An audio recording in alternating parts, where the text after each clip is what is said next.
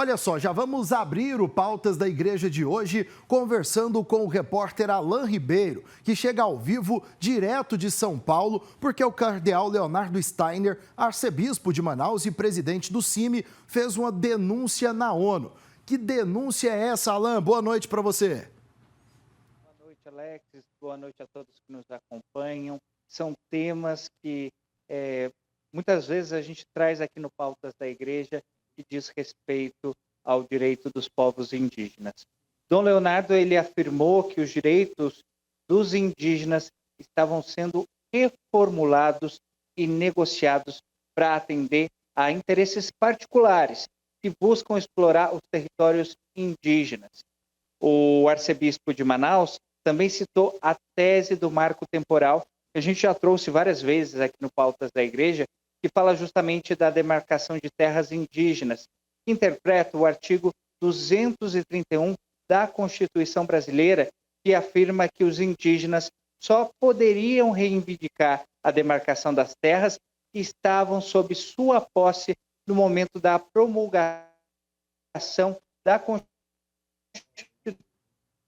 Constituição, que é datada de 5 de outubro de 1988.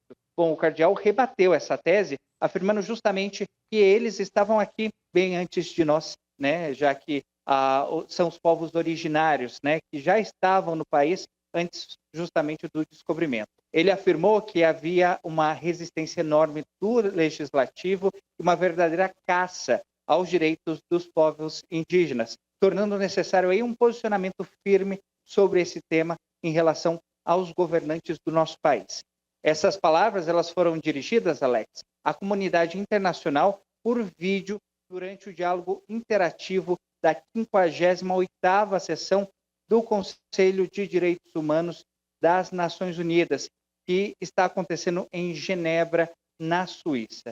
Para o arcebispo, há uma resistência, especialmente no poder legislativo, de reconhecer os direitos dos povos indígenas. O cardeal também destacou que nos dias de hoje ainda há um movimento para empurrar os povos indígenas para áreas do interior do Brasil. Então, Dom Leonardo, como presidente do CIMI, se posicionou justamente diante dessas questões, né, que tiram aí os direitos dos povos indígenas, que são povos originários, que estavam presentes na nossa terra desde o princípio. E ele luta justamente para que eles não percam espaço. Um discurso que leva até a comunidade internacional essa realidade, Alex, que é vivida no nosso país. Eu volto com você aí no estúdio. Muito obrigado pelas suas informações, Alain, e a partir de agora a gente acompanha também como a ONU vai se posicionar em relação a essas denúncias que foram feitas.